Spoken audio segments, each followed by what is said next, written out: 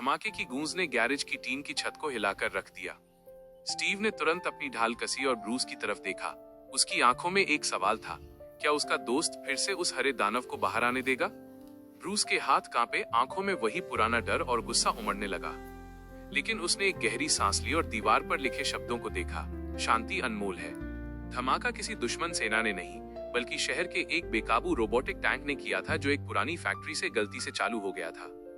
वह टैंक भीड़भाड़ वाले बाजार की तरफ बढ़ रहा था। स्टीव चिल्लाया, ब्रूस, हमें उसे रोकना होगा, वो लोगों को मार देगा।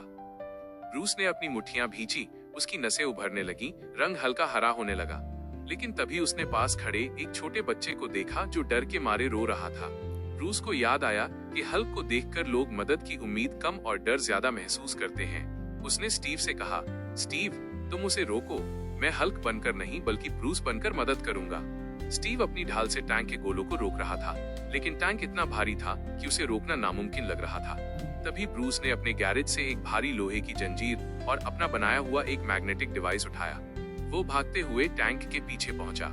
लोग चिल्ला रहे थे, हल्क आ गया, भागो।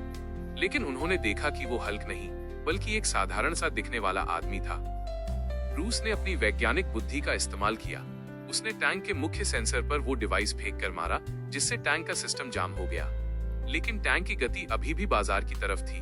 स्टीव ने चिल्लाकर कहा, ब्रूस, ये नहीं रुकेगा, तुम्हें उसकी जरूरत है, हल्क की जरूरत है।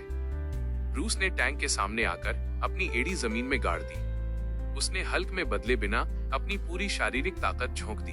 उसके कपड़े फटने लगे, उसकी हड्डियां चटकने लगी, लेकिन उसने खुद को पूरी तरह से हल्क नहीं बनने दिया। उसने केवल उतनी ही शक्ति का इस्तेमाल किया जितनी उस मशीन को रोकने के लिए जरूरी थी। एक जोरदार आवाज के साथ टैंक रुक गया। ब्रूस घुटनों के बल बैठ गया। वो बुरी तरह हाँफ रहा था, लेकिन वो अभी भी ब्रूस बैनर ही था। उसने अपनी शांति की कसम नहीं तोड़ी थी। स्टीव उसके पास आया और उसे सहारा देकर खड़ा किया। अगले पार्ट के लिए सब्सक्राइब करना न भूलें।